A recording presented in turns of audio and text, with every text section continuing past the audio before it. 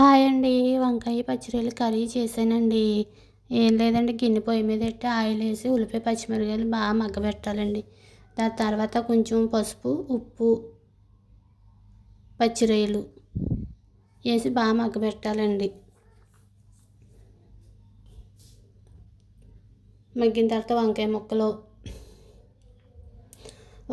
కూడా వేసి బాగా మగ్గబెట్టాలండి.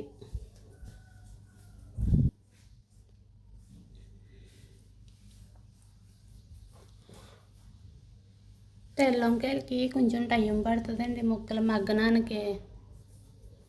మూత పెట్టి మగ్గించుకుంటే తొందరగా మగ్గుతాయండి.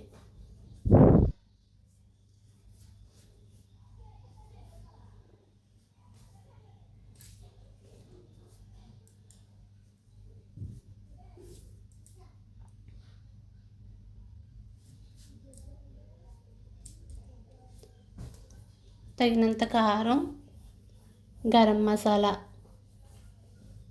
అల్లం వెల్లుల్లి పేస్టు ఇవన్నీ వేసి కొంచెం వాటర్ వేసి బాగా మగ్గనివ్వాలండి, ఉడకనివ్వాలి.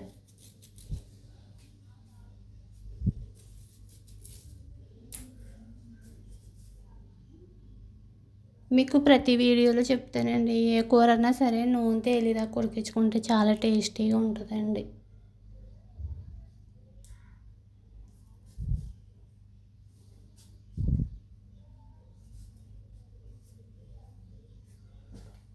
కూర అయిపోయిందండి. అంతే అండి. థ్యాంక్ యూ అండి.